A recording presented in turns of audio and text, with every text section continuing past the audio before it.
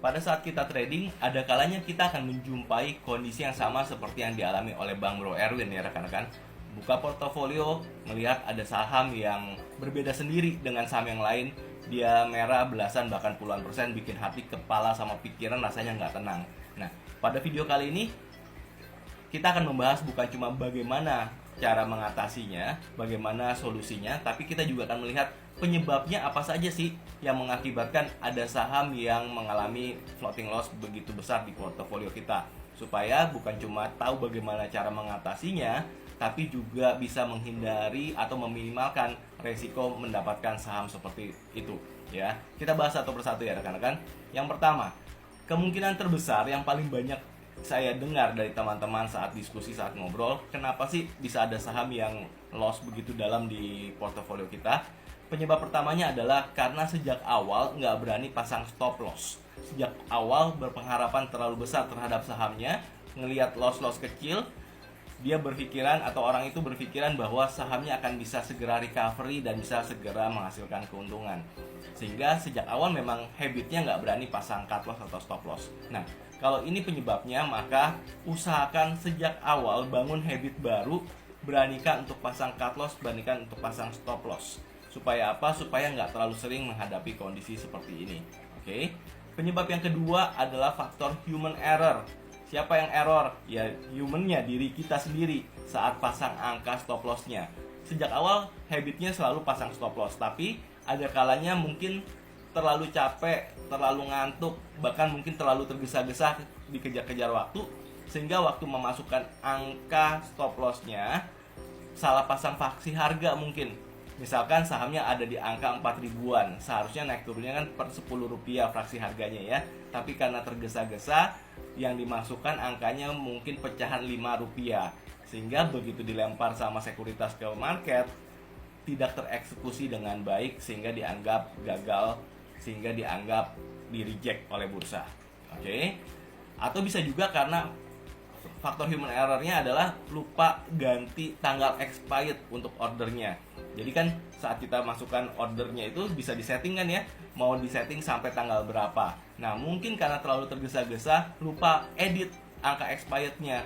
Kita berasanya sudah pasang tapi ternyata sudah expired, sehingga begitu harganya rontok ke angka tersebut tidak ada yang jaga gitu ya, sehingga ordernya sudah expired, sudah nggak dipasang, nggak dilempar sama sekuritas. Karena salah siapa? Karena faktor human error diri kita yang terlalu tergesa-gesa, lupa ngecek. Oke? Nah, solusinya apa kalau yang ini? Usahakan selalu check and recheck setiap kali kita pasang order. Check and recheck semuanya, angkanya, lotnya, maupun tanggal expirednya, untuk meminimalkan resiko dapetin saham seperti ini. Yang ketiga apa? Yang ketiga, semua sudah beres, semua sudah lengkap karena faktor dari kondisi market atau kondisi sahamnya yang longsor terlalu cepat dengan transaksi yang sangat sedikit misalkan, sehingga antrian kita ada di belakang, kita nggak sempet terjual, nyangkut gitu ya. Nah besokannya karena panic selling semuanya berlomba-lomba untuk jual di harga yang rendah, semakin turun lagi gitu ya. Nah sekarang kalau kondisinya seperti ini kita hadapi, ya kita nggak bisa lakukan apapun ya, karena memang kondisi market itu akan selalu ada kemungkinan seperti itu. Oke, jadi kalau kita sudah terlanjur menghadapi kondisi seperti ini, apa yang bisa kita lakukan? Nah kita cek di saham Indi ya rekan-rekan, sekaligus menjawab pertanyaannya Bang Bro Erwin. Kalau kita ketemu ini di contoh saham Indi, apa yang akan kita lakukan? Kita lihat grafiknya dulu.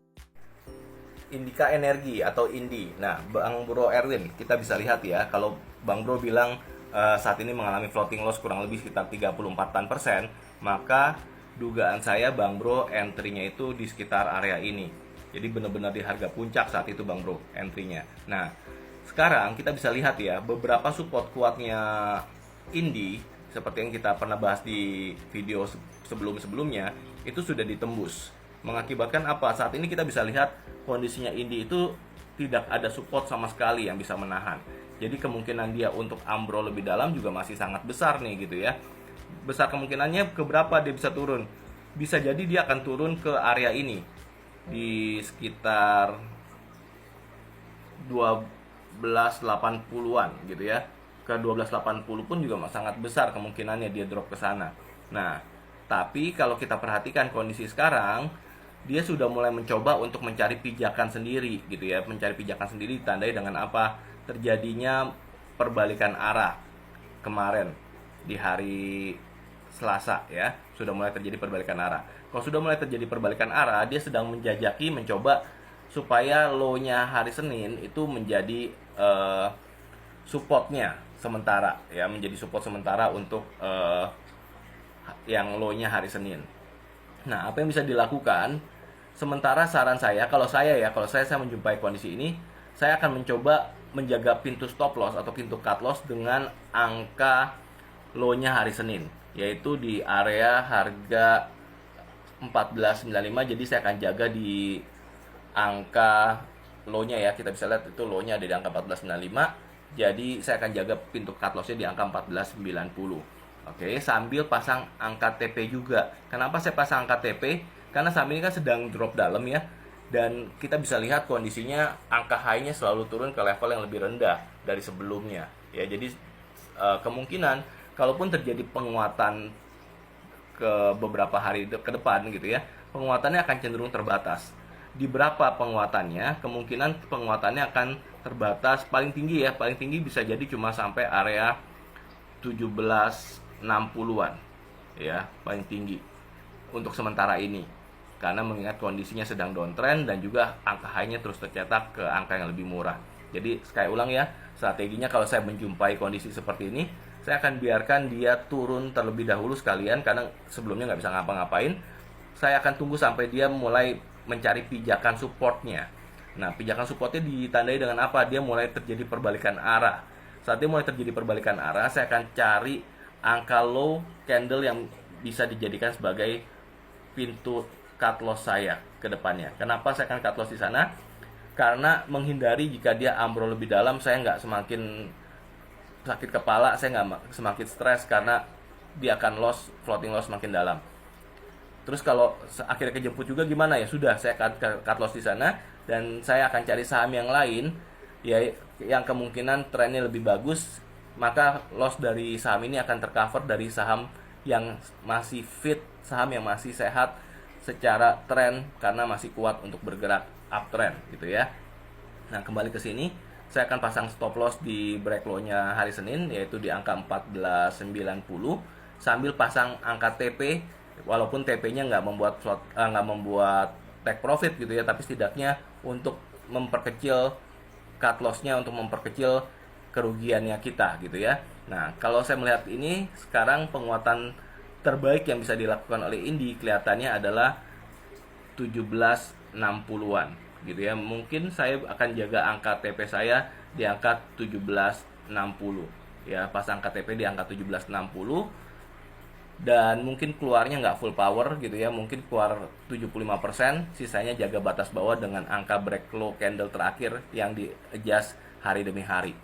Atau mau keluar full 100% di angka 17.60 itu, kalau angka itu ke hit juga bisa dilakukan. Tapi kalau setelah itu kita lakukan dan dia naik lebih tinggi, sudah, jangan disesali gitu ya, jangan disesali. Pertimbangkan cari saham yang lain untuk mengurangi atau membalas atau mengembalikan kerugian dari saham ini.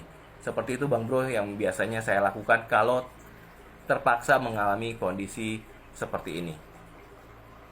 Semoga video ini bisa membantu Bang Bro Erwin dan rekan-rekan yang lain yang menghadapi masalah yang sama untuk bisa membuat keputusan. Kalau Anda merasa video ini bermanfaat, jangan lupa di-share, di-like, dan buat teman-teman yang belum follow, jangan lupa di-follow supaya nanti kalau ada video-video lain kita bisa terkoneksi dengan lebih baik. Sampai ketemu di video berikutnya.